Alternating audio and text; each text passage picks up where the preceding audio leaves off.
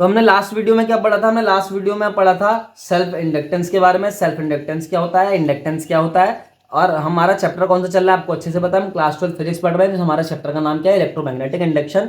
और इससे रिलेटेड हम बहुत सारी चीजें पढ़ चुके हैं। आज हमारा नेक्स्ट टॉपिक होगा जिसका नाम होगा म्यूचुअल इंडक्टेंस। तो म्यूचुअल इंडक्टेंस भी समझ सकते हैं। देखो, जिस तरीके से हमने सेल्फ इंडक्टेंस पढ़ा था, सेल्फ इंडक्टेंस क्या था? किसी एक सर्किट में होने वाले करंट के चेंज के कारण उसी सर्किट में ईएमएफ का जनरेशन का जो फिनोमिना होता है ना, उसी को सेल्फ इंडक्शन कहते हैं, और उस सर्किट को हम सेल्फ इंडक्टेंस कहते हैं।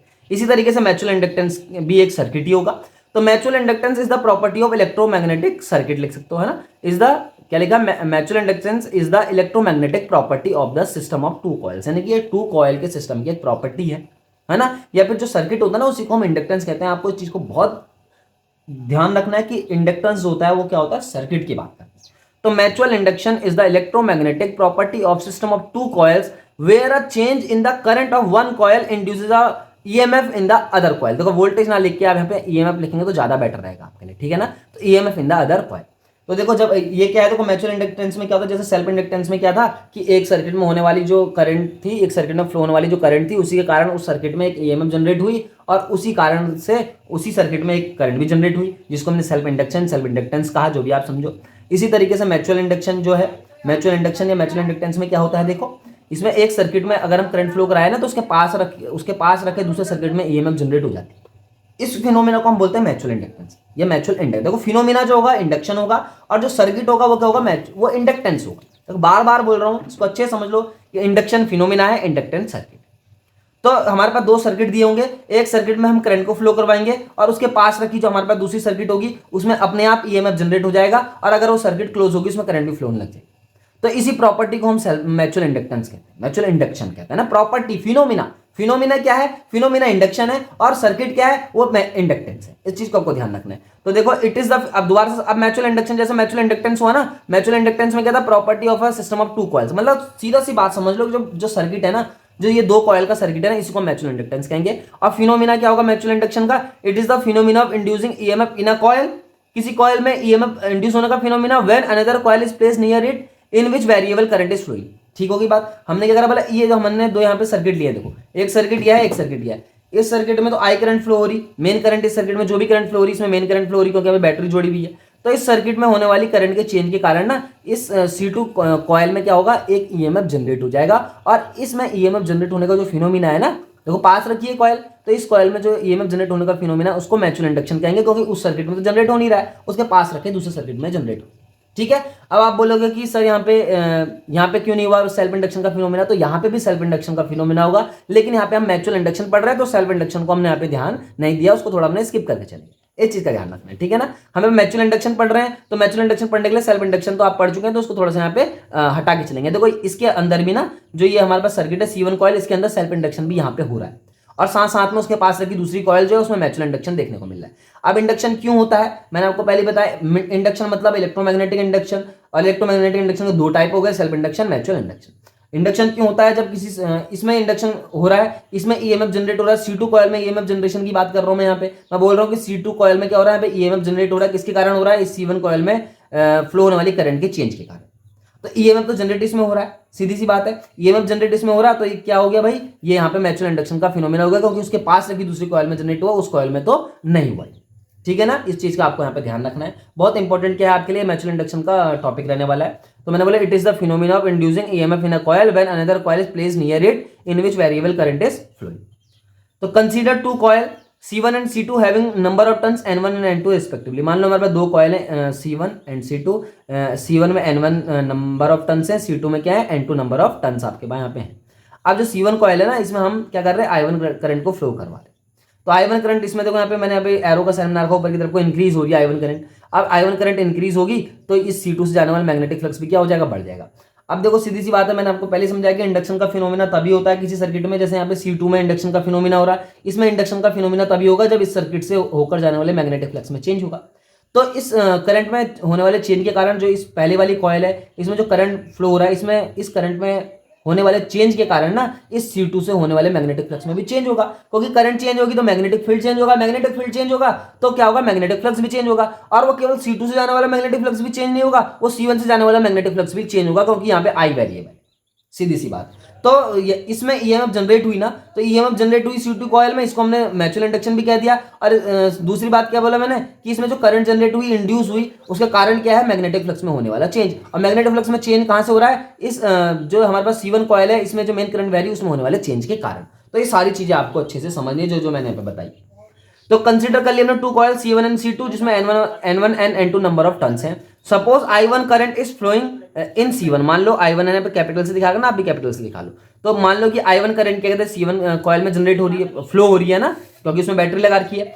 Due to change in I1, क्या I1 में चेंज होने के कारण the magnetic flux through C2, देखो I1 में चेंज होगा तो C2 से जाने वाला मैग्नेटिक फ्लक्स में भी चेंज होगा। तो मान लो एट एन इंस्टेंट C2 से जाने वाला मैग्नेटिक फ्लक्स कितना है, N2 φ2। देखो हम C2 से जाने वाला मैग्नेटिक फ्लक्स निकाले ना, तो यहाँ पे हम N2 और φ2 ही रखेंगे ना, ये N2 या φ2 है, क्योंकि C2 से पास होने वाला मैग्नेटिक फ्लक्स यहाँ पे फाइंड आउट कर रहे हैं।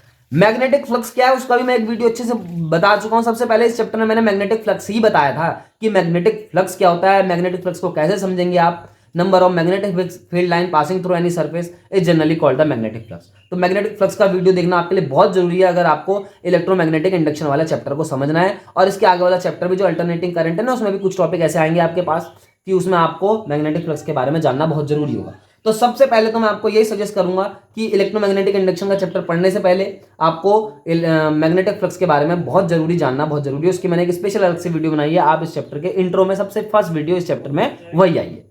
तो N2 φ2 देखो इससे जाने वाला मैग्नेटिक फ्लक्स निकालने हैं, तो N2 φ2 डायरेक्टली प्रोपोर्शनल क्या हो जाएगा, I1 हो जाएगा। अच्छा यहाँ पे कैपिटल दिखाओ स्मॉल दिखाओ, ज्यादा अंतर तो है नहीं ना, आप कुछ भी रख लो कोई दिक्कत नहीं उससे, है ना। तो देखो N2 φ2 डायरेक्टली प्रोपोर्शनल I1 क्यों रखा, क्योंकि इसमें जो मैग्नेटिक फ्लक्स इससे जाने वाला जो मैग्नेटिक फ्लक्स है ना, वो कहां से जनरेट हुआ, वो जनरेट हुआ इसमें बहने वाली करंट के कारण। तो इसलिए डायरेक्टली प्रोपोर्शनल I1 क्यों का ध्यान रखना, है ना, क्योंकि I2 में इस C2 में तो कोई करंट जा नहीं रही है, करंट तो I1 से जा रही है, इस C1 से जा रही है I1। तो इसलिए N2 φ2 इस C2 से जाने वाला मैग्नेटिक फ्लक्स डायरेक्टली प्रोपोर्शनल होगा इस C1 में फ्लो होने वाली करंट I1 के। जैसे ही हम यहाँ पे प्रोपोर्शनल का साइन हटाएंगे, इक्वल टू लगाएंगे, M जोड़ दिया हमने, M I1 हो गया।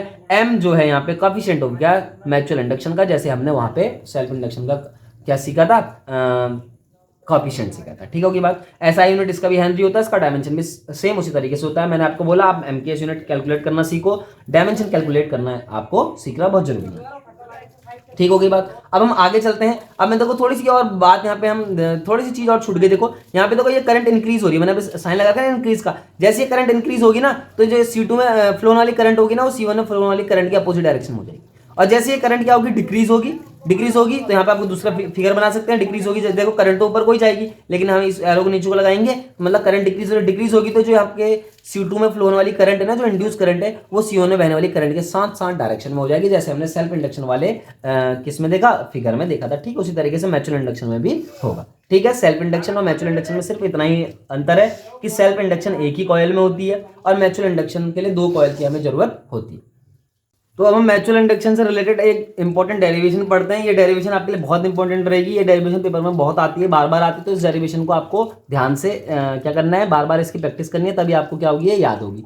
तो आपके पास डेरिवेशन का नाम क्या है, 2 long coaxial solenoid of same length L। हमारे पास क्या है, यहाँ पे हमें जो सोलेनॉइड है ना, जैसे हमने सोलेनॉइड का सेल्फ इंडक्शन पढ़ा ना, वैसे हमें सोलेनॉइड का म्यूचुअल इंडक्शन भी पढ़ना बहुत जरूरी है। अब देखो म्यूचुअल इंडक्शन के लिए क्या है, देखो 2 कॉइल होनी चाहिए, और सेल्फ इंडक्शन में हमने एक ही कॉइल से काम चला लिया था, क्योंकि म्यूचुअल इंडक्शन में तो 2 कॉइल की जरूरत पड़ती है। तो आपको इसका फिगर ना, थोड़ा सा फिगर आपको याद करना पड़ेगा। देखो फिगर थोड़ा बनाना इसका मुश्किल है, लेकिन आपको फिगर इस तरीके से ध्यान रखना है। देखो हमारे पास 2 कॉइल होंगी यहाँ पे, एक दो बाहर वाली कॉइल है, देखो 2 कोएक्सियल कॉइल है, कोएक्सियल मतलब एक ही एक्सिस है दोनों की। ठीक है, तो हमारे पास एक कॉइल है, देखो जो S1 है ना कॉइल, वो अंदर की तरफ है, देखो छोटी कॉइल अंदर की तरफ है। जो देखो 2 कॉइल है, एक कॉइल तो बाहर है और एक उसके अंदर रखी है दूसरी कॉइल। तो बाहर वाली जो कॉइल है उसको हम S2 कंसीडर कर रहे हैं, जो अंदर वाली कॉइल है उसको S1 कंसीडर कर रहे हैं। और अंदर वाली जो कॉइल है उसकी रेडियस R1 कंसीडर कर ली, और बाहर वाली जो हमारे पास कॉइल है उसकी हमने रेडियस क्या करी, R2 कंसीडर कर ली। तो साफ साफ आपको यहाँ पे एक चीज और दिखाई दे रही है कि R2 is greater than R1, है ना। तो बाहर वाली जो कॉइल है वो बड़ी है ना, तभी तो हमने यहाँ पे क्या लिखा है कि S2 कॉइल को बाहर रखा हुआ है। और जो दोनों हमारे पास सोलेनॉइड है इनकी लेंथ स्मॉल l ही होगी।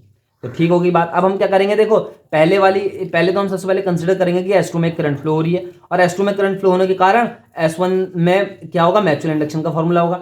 जब S2 में करंट फ्लो होगी तो S1 में म्यूचुअल इंडक्शन का फिनोमिना होगा, और जब S1 में करंट फ्लो होगी ना मेन, तो तब S2 में क्या होगा, म्यूचुअल इंडक्शन का फिनोमिना होगा। तो हम दोनों में करंट फ्लो करवा के देखेंगे एक करके, और म्यूचुअल इंडक्शन के फॉर्मूले को, यानी कि जो म्यूचुअल इंडक्शन का कोएफिशिएंट है उसके फॉर्मूले को हम क्या करेंगे, यहाँ पे कैलकुलेट करने की कोशिश करेंगे। तो ये फिगर को आप ध्यान से देख लो, और इसी से रिलेटेड हमने क्या करना है, डेरिवेशन आगे करना है।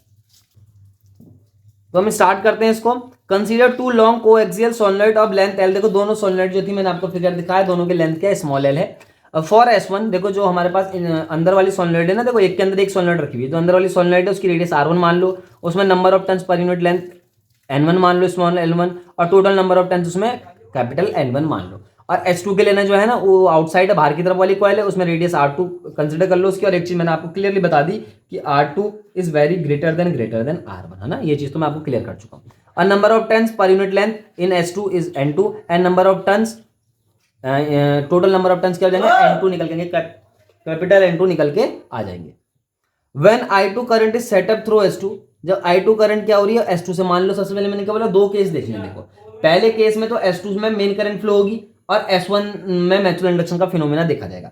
दूसरे केस में S1 में मेन करंट को फ्लो करवाएंगे और S2 में क्या करेंगे, म्यूचुअल इंडक्शन के फिनोमेना को हम देखेंगे। तो when current I2 is setup through S2, मान लो S2 से क्या हो रही है, जो बाहर वाली कॉइल थी ना उसमें करंट फ्लो हो रही, तो उसमें करंट फ्लो होगी तो हम क्या करेंगे, S1 से जाने वाला मैग्नेटिक फ्लक्स देखेंगे, क्योंकि S1 का हमने यहाँ पे म्यूचुअल इंडक्शन पढ़ना है, तो S1 से जाने वाला मैग्नेटिक फ्लक्स कितना हो जाएगा, N1 सीधी सी बात है। और डायरेक्टली प्रोपोर्शनल किसका होगा, I2 का, क्योंकि करंट किसमें फ्लो हो रही, S2 में फ्लो हो रही, ठीक है ना, अच्छे समझ लो आप। हम यहाँ पे अंदर वाली कॉइल, जो हमारे पास अंदर वाली कॉइल है, जो मैंने S1 जिसको कंसीडर करा, जो अंदर की तरफ है, उससे उसका हमने म्यूचुअल इंडक्शन पढ़ना है, तो हम S2 में करंट फ्लो करवा के देखेंगे। S2 में करंट फ्लो होगा तो अंदर वाली कॉइल S1 से जाने वाले मैग्नेटिक फ्लक्स में चेंज होगा, तो S1 से एट एन इंस्टेंट कितना मैग्नेटिक फ्लक्स जा रहा है, वो N1 होगा। और उसकी वैल्यू अभी हम आपको, मैंने पिछले ही सेक्शन में करवाई क्या था, N1 बराबर MI2, है ना, MI2 तो था, तो M की जगह यहाँ पे आप M12 रखेंगे। M12 का क्या मीनिंग है, देखो M1 से सीधा समझ लो कि यहाँ पे mutual induction of first coil यानी कि S1 coil with respect to 2। देखो M12 क्या है, mutual induction of S1 with respect to S2, बहुत इंपॉर्टेंट ये आपके लिए रहने वाला है, ठीक है।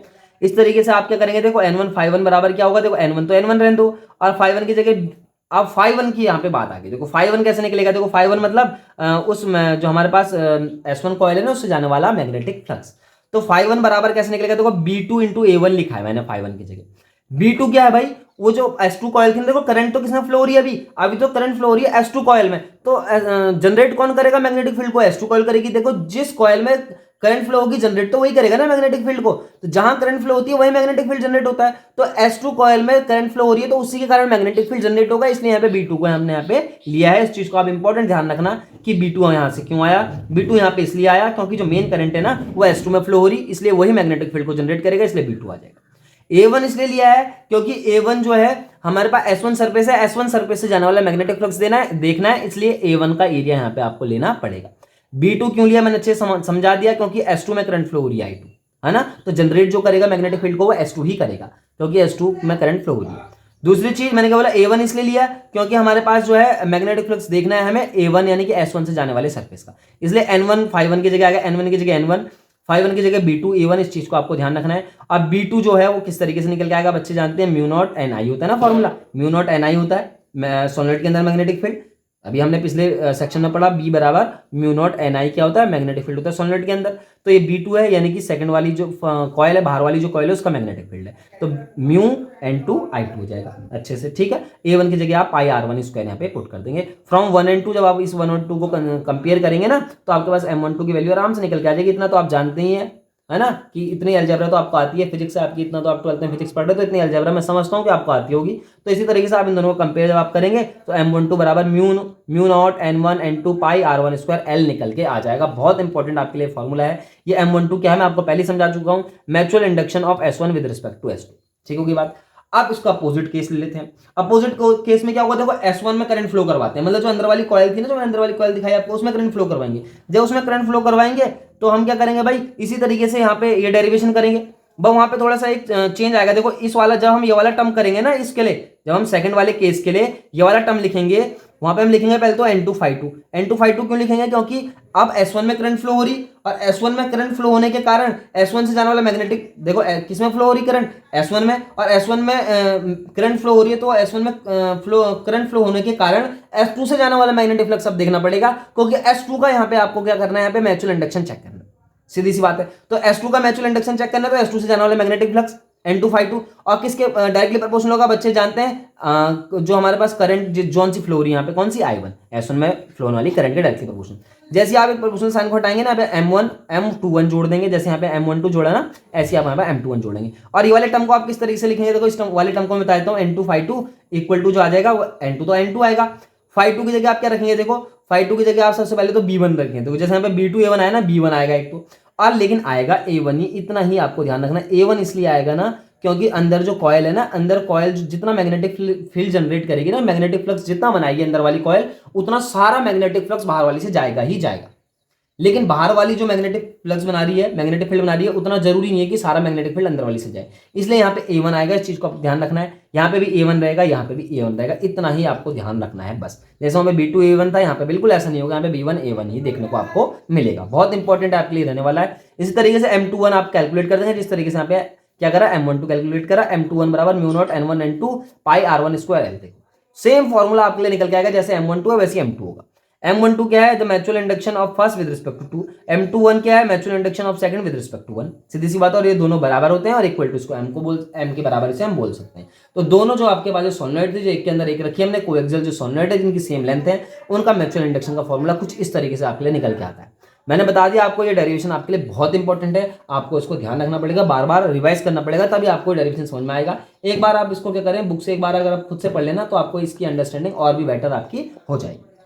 Thank you. अगर आपको वीडियो अच्छा लगा हो तो लाइक जरूर करें और शेयर करें, ठीक है।